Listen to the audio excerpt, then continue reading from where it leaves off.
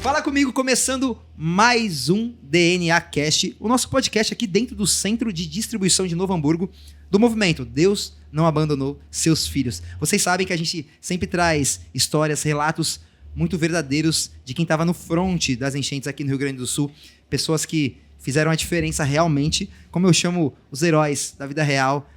Hoje estamos com 2 deles. Uma visão que a gente ainda não trouxe aqui, eu estava conversando nos bastidores, já deu para sentir que foi um trabalho, uau, a gente vai ter relatos nesse programa surreais, coisa que vocês não estão assistindo em outras mídias. Então, fica ligado nesse programa, curte, compartilha, já deixa aquele comentário assim que você sentir no seu coração alguma coisa que você assistiu aqui. Vou apresentar os 2 médicos que estavam de frente na FENAC aqui em Novo Hamburgo, que foi o maior abrigo aqui de Novo Hamburgo. Dr. Gustavo e doutora Amanda, tudo bem com vocês? Tudo certo. Tudo bem, Daniel? Boa Prazer. Boa tarde. Boa tarde. Aqui na internet a gente fala, né? Tudo bem, boa tarde, às vezes a pessoa está assistindo de noite, boa noite, bom dia. É 24 horas que as pessoas podem assistir. Doutor Gustavo, você que Sim. já tem mais experiência, Amanda era sua aluna, você falou, né? Sim, foi minha aluna. E você trouxe esse time no meio do caos. Como é que foi do momento que as enchentes pegaram de verdade, quando você deu o start que você falou, precisam de mim, quando você se prontificou a falar, cara, preciso largar minha vida comum para fazer algo. Como é que foi esse movimento? Assim, ó, desde o momento que, enquanto médico, tecnicamente eu sou chamado, a gente está pronto para atuar. Só que existem condições técnicas que nos são dadas, instrumentos, né? Ali não teve isso. O que aconteceu foi tudo muito novo. Chegamos num pavilhão vazio, onde pessoas foram desalojadas de suas casas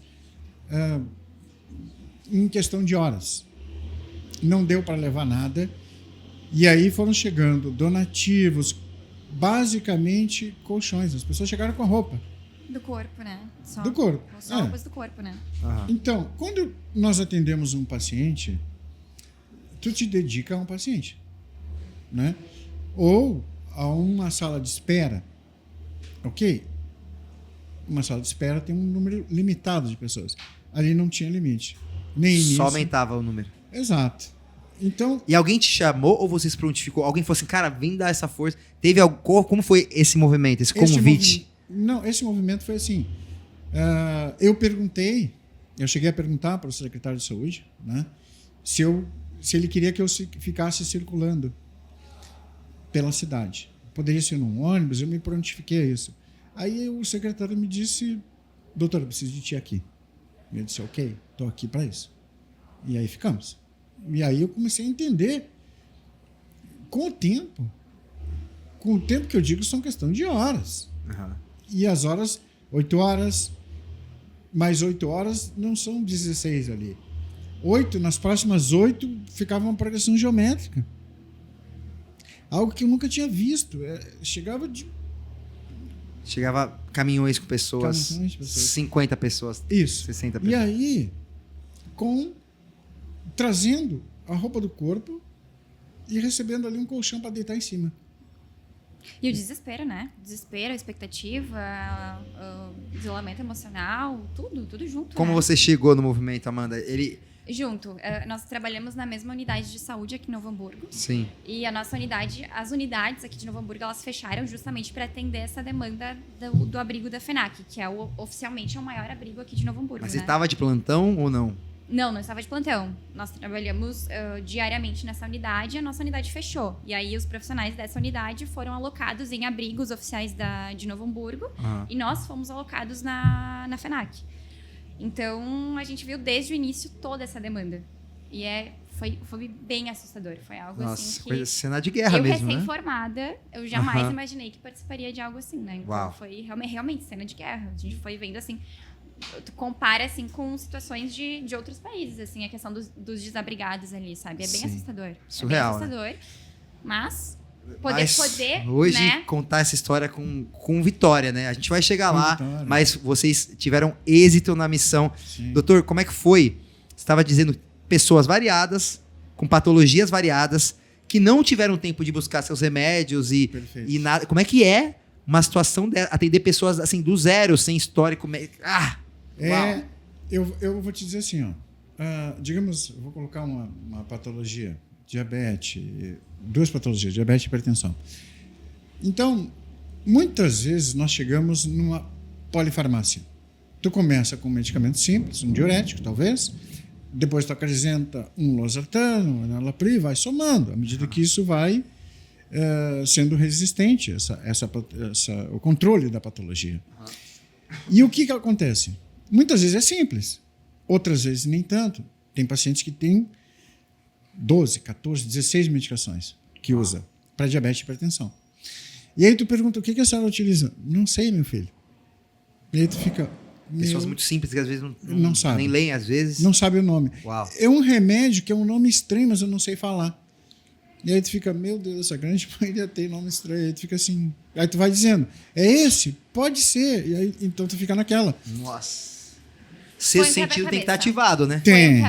Tem que ser assim uma... Foi um quebra-cabeça no início. Foi um Aquele quebra-cabeça. feeling mesmo do médico, assim, de Exato. falar, cara, Deus me ajuda, eu vou por aqui, é isso. Foi exatamente isso. No início foi. No Uau. início foi. E aí, assim, ó, atendemos algumas urgências, algumas emergências ali, dor torácica, né? Como o que seria, só pra gente entender, o público entender? Pacientes com suspeita de infarto. Uau. Pacientes com síndromes isquêmicas ali na FENAC. Gestantes também. Gestante com dispneia é falta de ar. Só que assim, ó, não pode usar qualquer medicação. Atendi convulsão em criança. Nossa, Febril. surreal. Então, assim, ó, o que acontece? A criança estava 3 dias lá com febre. Por simplicidade, né? Muitas vezes a mãe, tá com febrezinha, dá um remedinho, e aí convulsiona, desceu convulsionando.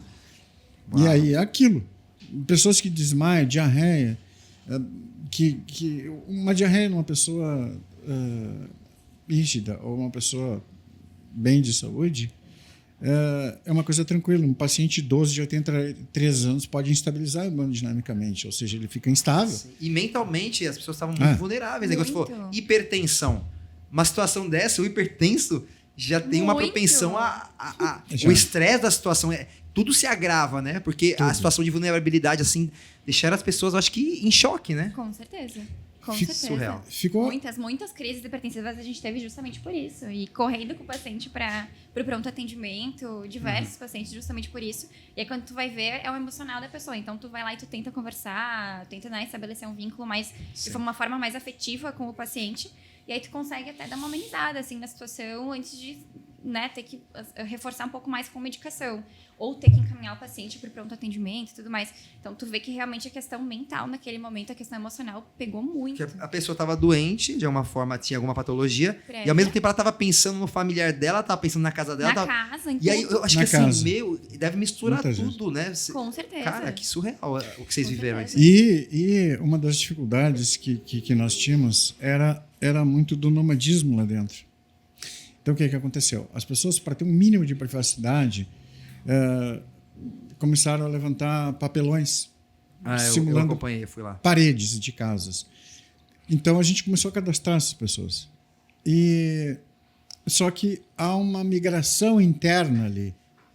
Pessoas que estavam aqui, às vezes saíam de dia para trabalhar, outro assumia o lugar. Quando tu ia ver aquela patologia que a gente estava minimamente tentando... Com sucesso, tratar, Isso. a paciente já não estava mais lá. E aí, assim, ó, nossa... Uau. Foi bem desafiador. Eu imagino. Porque, assim, que para quem não sabe, para quem não é aqui do Rio Grande do Sul ou não conhece Novo Hamburgo, a FENAC é um espaço gigantesco de eventos. Aquelas coisas Expo Center que a gente conhece por aí pelo Brasil. É um lugar enorme. Então, as pessoas, elas migravam internamente e são vários pavilhões. Sim. Então, assim, para encontrar as pessoas, parece que... Não, ela tava ali. Não, era uma gigante, dificuldade real, né? Enorme. Era Uau. uma dificuldade gigante pra gente conseguir encontrar. E tanto que, como nós trabalhamos como volantes, né? Ou seja, a gente ficava indo de espacinho em espacinho, de quadra em quadra, que foi esse o termo que a gente utilizou, né? Para Sim. definir as limitações de cada família.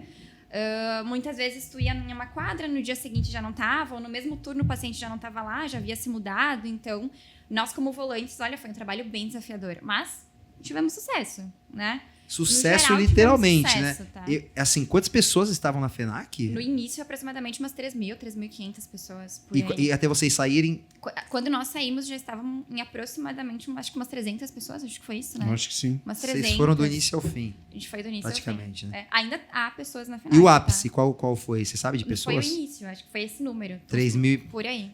3 muita mil gente, é é muita muita gente. gente. E o que vocês tinham de equipamento, de medicamento? Deu para montar um centro assim básico? Ou foi muita raça e pouco equipamento? E isso nem tô falando de... Não quero nem falar de prefeitura, de nada. Tô falando assim, do que, naquele caso, do que conseguiu ser feito, assim. Não, eu acho que a prefeitura deu o máximo ali no início e continua dando, né? Foi uma surpresa para todo mundo, ninguém estava preparado para uma situação dessa catastrófica, né? Com essas dimensões tão catastróficas. E com certeza a prefeitura, a Secretaria de Saúde tentou agilizar ao máximo, promover ao máximo, né? Com que a gente conseguisse trabalhar num ambiente seguro tanto para nós quanto para os pacientes que estavam ali alocados. Claro, os recursos eles vão chegando aos poucos, né? Então, acho que, graças a Deus, né, a gente não teve emergências no início, a gente foi tendo intercorrências que demandavam um manejo mais específico com o passar dos dias. No início, não. No início, todo o suporte que a gente precisava, a gente tinha. Então, conforme as coisas foram crescendo, foram surgindo as demandas, as nossas solicitações também foram atendidas. Então, Entendi. deu tudo certo. Foi tudo se alocando no tempo perfeito. Que Deu tudo loucura. certo. Essa é uma história que vocês não veem por aí na mídia, porque a gente não consegue dar essa atenção máxima. As emissoras todas elas têm as demandas delas, então é um momentinho para o sul, um momentinho... E aqui a gente pode focar nisso, vocês podem ver na íntegra. Você que é um estudante de medicina ou que atua na área, eu acho que é um relato muito incrível deles aqui. Inclusive, o doutor está até registrando isso para poder deixar esse legado dessa história, esse know-how que você acabou tendo nesse movimento, é isso? Isso. É uma experiência única e que eu espero que seja sui generis e que não se repita, né? Experiência única que continue sendo a única, né? Que Permaneça fique só na única. memória e deu. Exatamente. Mas a gente sabe que o mundo, né, a parte climática do mundo tá bem complicada e a gente não quer que aconteça, mas a gente sabe que o mundo tá chacoalhando, né?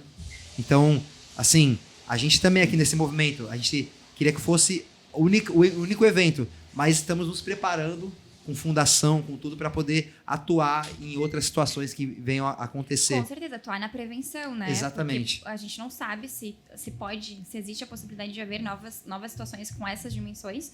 Então, com certeza, atuar na prevenção, né? Sim. Então, a gente vê ONGs se unindo, a iniciativa privada, que veio de uma forma brutal, Avassaladora, né? né? A Avassaladora. gente está aqui numa estrutura gerada pela iniciativa privada, literalmente 100%, sem apoio nenhum do governo, e cada um segue na sua frente. Para deixar o negócio bem mais vivo, eu queria que vocês me falassem, não pensem muito, Tá. é a primeira história que vier à mente de vocês. Qual é a história, assim, de algum atendimento, algo que você falou, nossa, esse aqui eu nunca vou esquecer, dessa pessoa, ou dessa situação, ou dessa cura, dessa melhora. O que veio na mente de vocês primeiro? Quem quer começar? Pode ir. Acho que começa tu. Para mim, sem dúvida, foi a convulsão daquela criança, né, de 3 anos de idade. Convulsão febril foi difícil de manejar, difícil de contornar. Você realmente ficou viu a bem. vida daquela criança Ficou indo bem, embora. Ficou bem. Uhum. E quando ela voltou e tudo deu certo, qual foi como Uma bateu? sensação de alívio, uma sensação muito boa. De missão cumprida. Eu vi que seu olho ficou assim, mais brilhante, assim. Fica. Bate uma emoção, né? Bate. Amanda, fala pra mim. Eu qual acho, foi a eu história? acho que foi a situação com uma gestante. Ela tava ela chegou bem dispneica, com falta de ar, um esforço respiratório bem intenso. Houve um manejo inadequado previamente, ela foi devolvida à FENAC, não estava bem, não devia ter ficado no local onde ela foi atendida anteriormente. Chegou para mim muito mal a paciente e foi ali que tu se dá conta, meu Deus.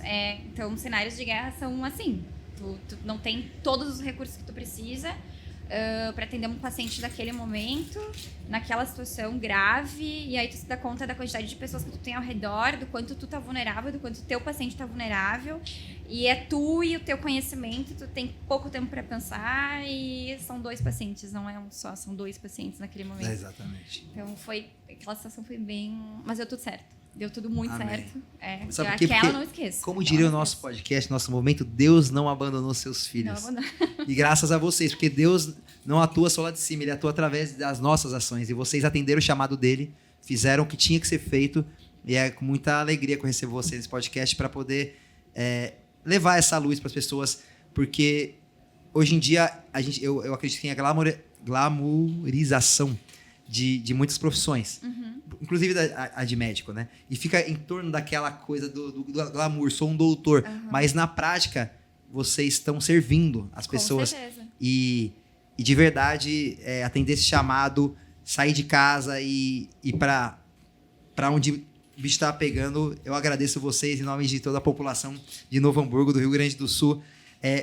Queria que vocês deixassem um recado final para a gente encaminhar. Eu sei que a gente teria histórias para contar aqui até amanhã, mas vocês fiquem aguardando o livro do doutor aqui. Inclusive, falem as redes sociais de vocês, para quem... Não sei se vocês trabalham nas redes, se vocês registraram algumas coisas, mas para as pessoas acompanharem, quem tiver curiosidade de todas essas histórias.